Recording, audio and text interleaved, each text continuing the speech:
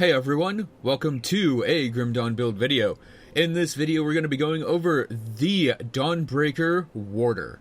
And the Dawnbreaker Warder, as you can see, is an ultimate, has the Log Heron quest done, which means that the challenge to actually build a Dawnbreaker based warder is complete.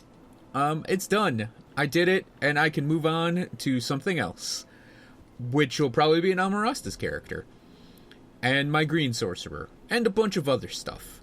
But for this video, we're going to be going over the Dawnbreaker Warder as a level 85 character, and how I went about building it, and I think I'm going to go over how I'm going to change it in the near future as I acquire more gear for a different set for this style of character, which will probably be as effective, if not more effective, at what it... So let's go over our skills. The Dawnbreaker set is heavily based around savagery, so savagery is our main attack. And I have it out of 15 out of 16, and I attach the Bull Rush devotion ability to it. It's 15 out of 16 on the points, because when we equip all of our gear, we'll get a 26 out of 16 savagery. Tenacity of the Boar is at 9 out of 12, and we'll jump up to 12 out of 12 with gear. Storm Touch is 10 out of 12, and we'll jump up to 12 out of 12. We're using Stormcaller's Pact as our exclusive skill, and it is at 6 out of 12, and we'll jump up to 12 out of 12, and I equipped the Light of Empyrean ability on that. Mogdragon's Pact, Heart of the Wild, and Oak Skin are all 1-pointers, and they'll get plus skills from our gear.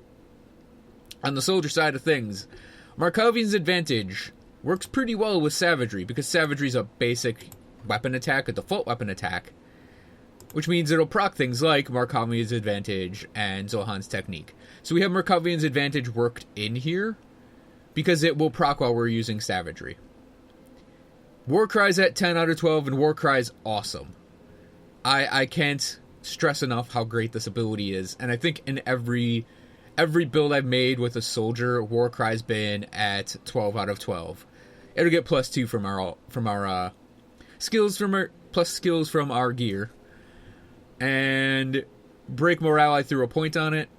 We've got a point on Fighting Spirit. I had a spare point floating around. That happens, you know, with builds, so I just threw it on to Fighting Spirit. Having it proc is a nice little extra bit of damage and offensive ability. I'm running Blade Arc with this character now. And savagery with Markovian's Advantage is a great source of single target damage, insofar as a tank can deal damage. So we needed something to sort of spread the damage around, and I chose Blade Arc for this. Partly because it's great for hitting lots of things. Even with 1 point on Laceration, we get a huge number of targets we can hit within that giant arc of Blade Arc.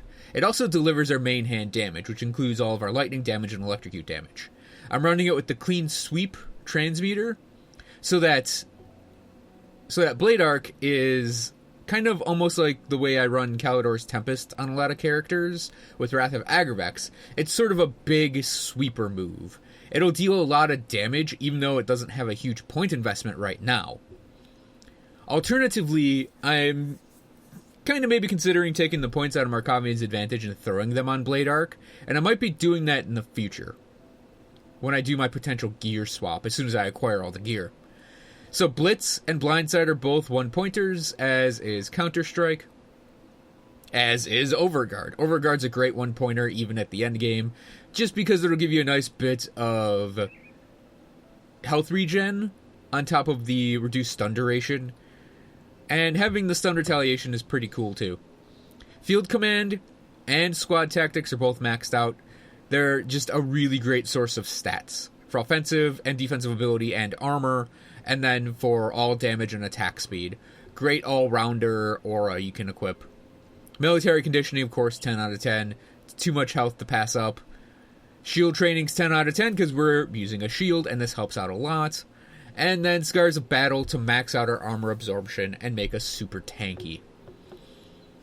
So let's go over our gear as we equip it. The Dawnbreaker Sledge, Duty, Beacon, and Shoulder Guard make up the Dawnbreaker set.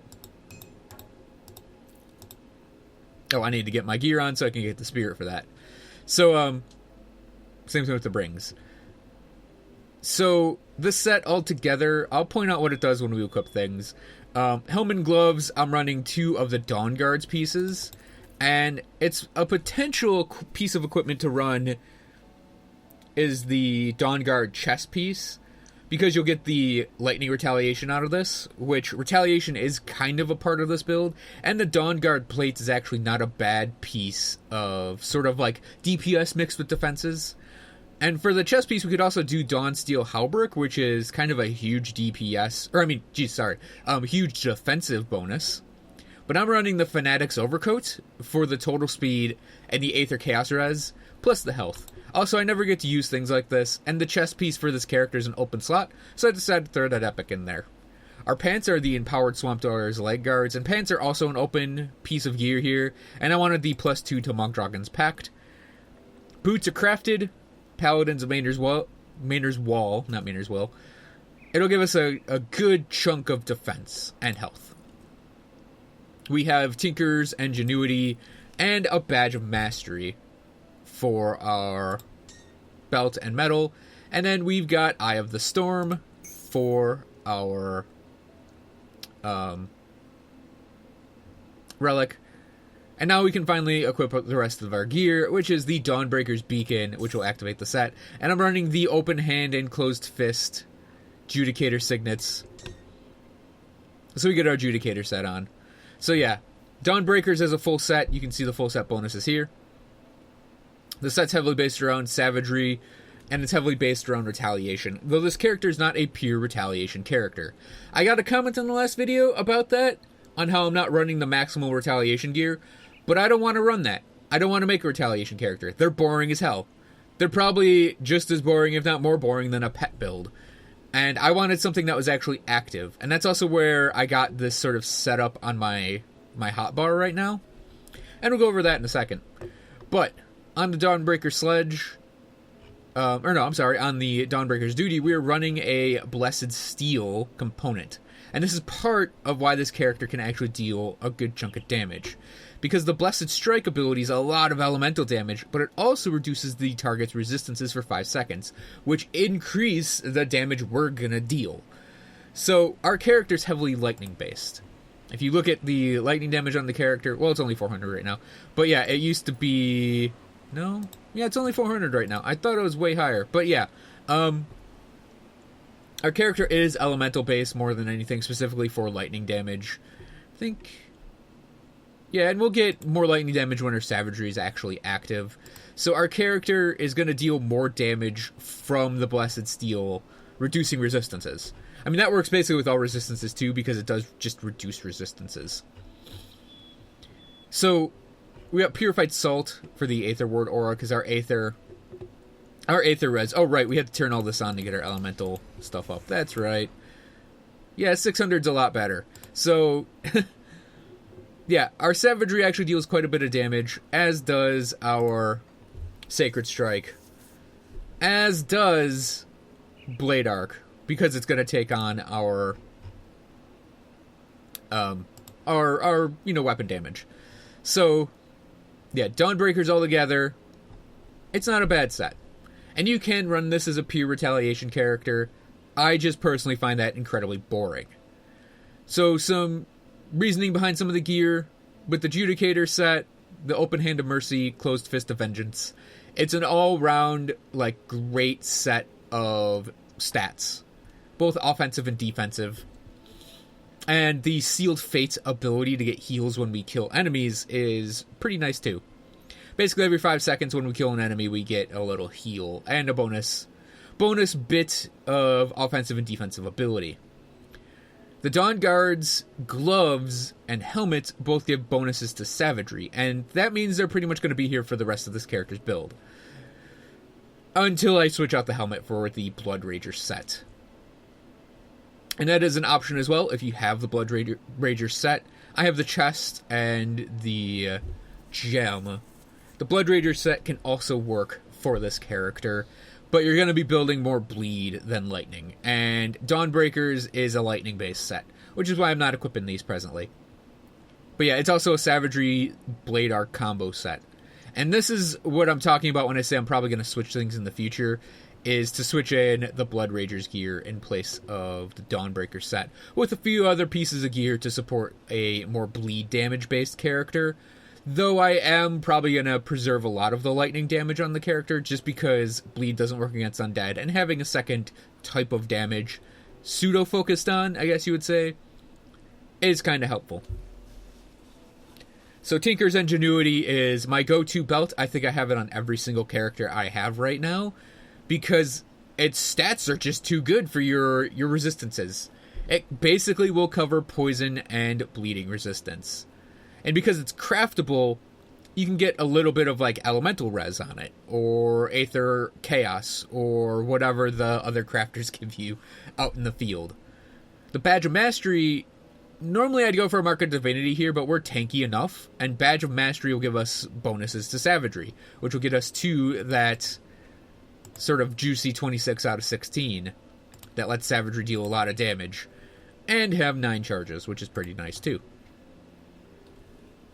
I think Eye of the Storm, we're doing more Shaman than Soldier, and I think I'd keep that regardless of what I go for in the future. Yeah, the Swamp Dweller's Leg Guards are for the defenses, for the resistances more than anything. And like I said, Empowered Fanatic's Overcoat, I rarely get to use gear like this, so I'm using gear like this for this guy. This girl. And yeah, like I said, Dawn Steel Halberd, Dawn Guard Plate, and even the Blood Rager, you could maybe 2-piece the helmet and chest piece. And that'd probably work just fine. So, Devotion. Oh, right, and I went all in on physique for this guy. This girl. Yeah, it's the character, 0 points on Cunning, 0 points on Spirit, it's all physique. You just want as much health as possible with this character to survive in melee range. And for Devotion, we went in a predominantly Order Primordial grouping of constellations. You sort of start with Sailor's Guide and the Eel, and you can pick up the Tortoise or the Bull. They provide the same number of affinity.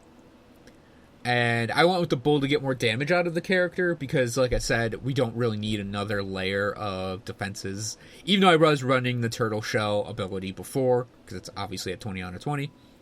And then you pick up the Panther, and you'll eventually be able to pick up Shield Maiden and the Scales of Okama. Scales of Okama's ability is really nice. In addition to just being a good set of stats out of the nodes, Shield Maiden pretty much is going to be the other half of our Shield Mastery abilities. And initially I was running the Obelisk here, the full Obelisk, but I decided to swap that out for going into the Hawk and the Viper.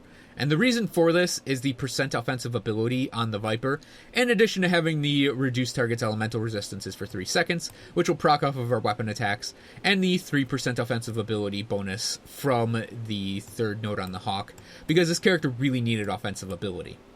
So otherwise, between this combination of constellations, we'll be able to get the Light of the Empyrean and Tree of Life, and this is our heal, and this is our retaliation themed things. So I think that covers all of our stats and all of our gearing and most of my reasons behind the gearing. So let's go in the field somewhere. Actually, wait, before we go in the field, I have to point out one more thing. I have Slithblood Tincture, Blade Ward Tincture, and Heartseeker Oil on my bar right now. The Slithblood is a defensive kind of, I'll pop it when I encounter a hero. Not all the time, but the reason for this is it adds this chance to fumble and impaired aim, and that helps us survive. The Blade Ward Tincture gives you a horrendous amount of Pierce Retaliation for a short period of time. And while I said we aren't a retaliation build, we do have a lot of retaliation damage. So with that on, like, we have a ton of lightning retaliation and a good amount of pierce retaliation. But with that on, you get a ridiculous amount of pierce retaliation. I'm also running the Heartseeker Oil for the offensive ability increase. And yeah, we just kind of need that with this character, is to sort of get things that will just give us offensive ability. Because it's hard to get that when you're doing a very, very tanky character. And I decided just to go to Hargate's Isle. I so rarely go to Hargate's Isle that we are going to just go to Hargate's Isle. It's at level, so we can actually get some, you know, effective display of our abilities here.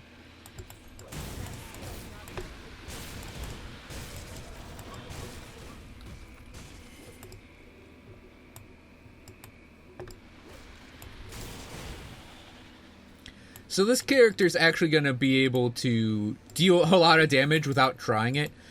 And Retaliation, it can be really effective. Hey, go in the... I thought I clicked the door, damn it. So, Retaliation can be really effective. But... Ooh, here we go. Oops. It can be really effective, but generally speaking...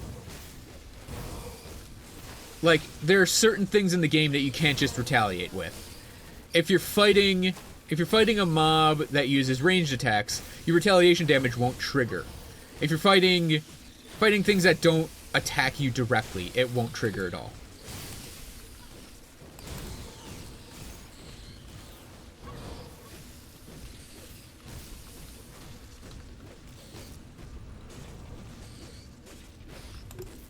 Yeah. Oh, yeah. We're killing the brood mother here more than we're killing the shielded guy, because the shielded one is shielded and will be able to take a lot of damage. Doom, doom, doom, doom.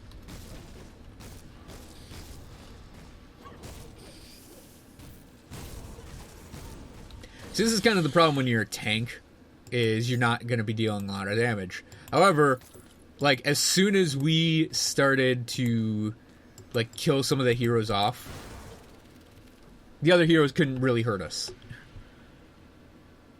If I had one thing to mention about this character, is it is a little on the weak side in terms of DPS, but it's not horrible.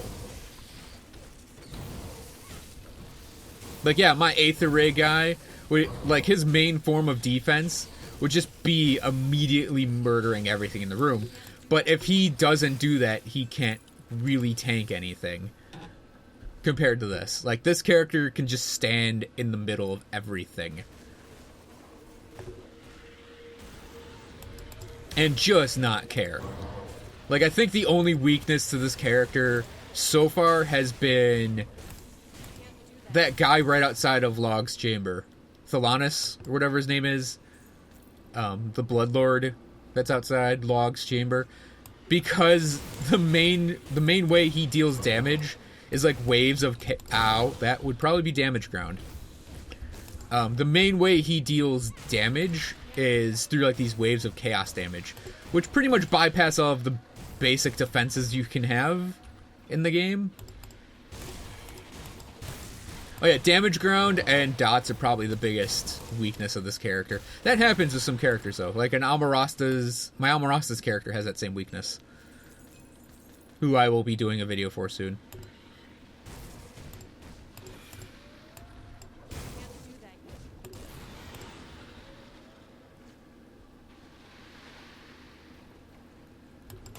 Yeah, but, yeah, see, I'm hitting the damage water in here. So that's basically where I'm taking all that damage from. Otherwise, it's not that bad.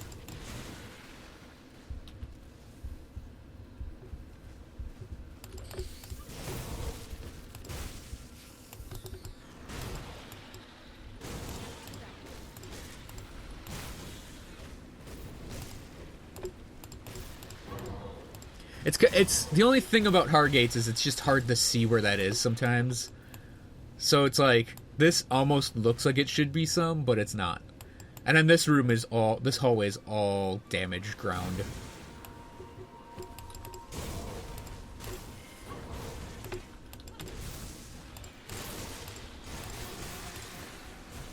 So I think I did find a pretty good mix-up for this character. Because one of the things I was worried about while making it was, is it going to be really boring? is it just going to be like a hold down left click character. And it is a little bit. Like, you can't escape that when you're doing characters that go into melee, I think. The real thing, though, to keep in mind with this character is we've kind of found a good, like, mix of abilities we can do to just have a rotation that's interesting. In addition to having, like, you know, hold down left click.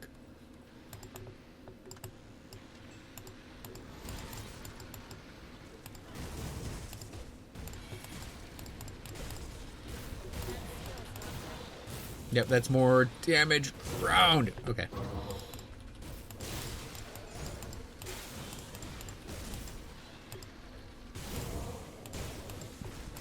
Heartgates isn't exactly the best place to go when you're recording a video for Grim Dawn and trying to make something look cool and interesting and effective, because you got like these little strips of just, I'm gonna sit here and take damage because it's damage ground.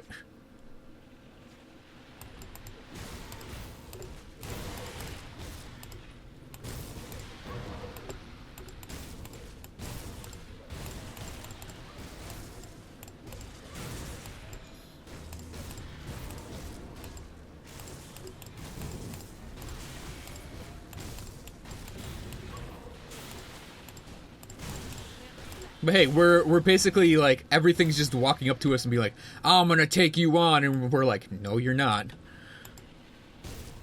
And you can also kind of see our procs of Markovian's advantage in here. We do that giant, like, overhead chop.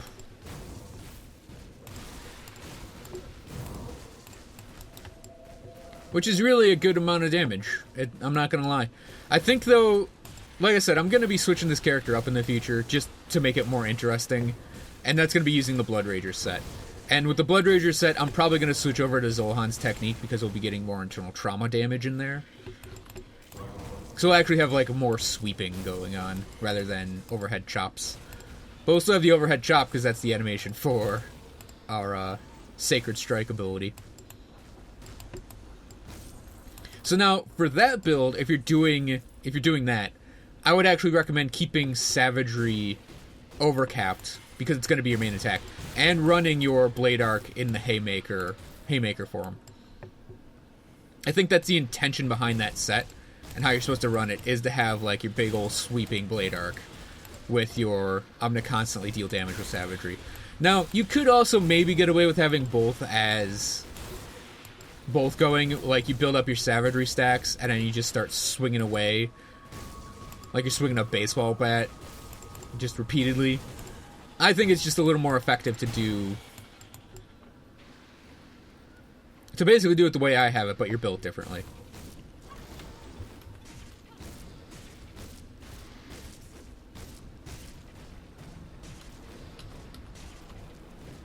Now we get to sit here and swing at this boss for 5 minutes.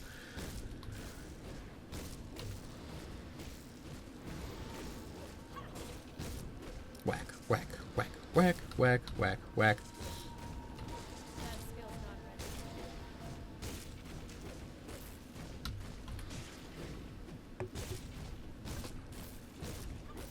Yeah, real quick, this is our offensive ability. I would like to try and get it over 2k with her, but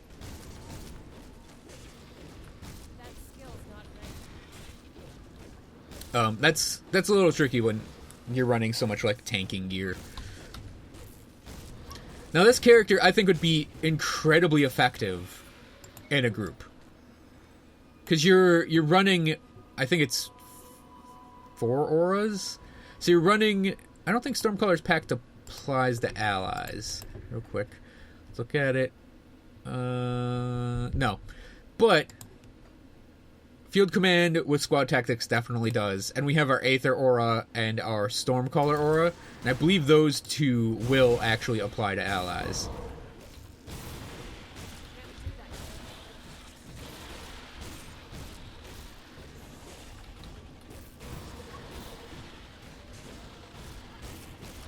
Yeah, we'll get big crits out of this guy, too.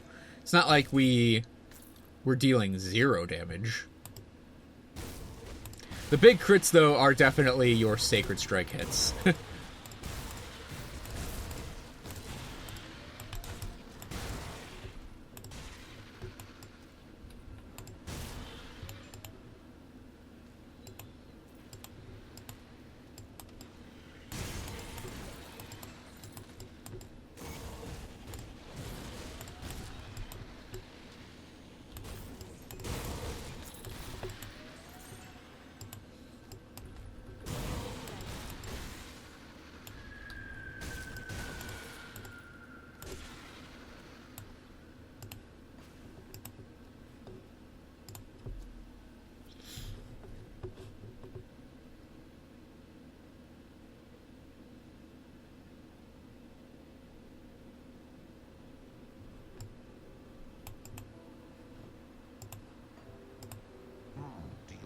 So, I always give it to him. Might as well. Got Olsen Pyroclasm already. Okay, so that's going to cover the Dawnbreaker. Thanks for watching, everyone. I hope you guys enjoyed this video. And I'll see you guys next time for the next build video. Is either going to be an Amaros's Blade Burst character or the results of the Green Sorcerer from the leveling guide.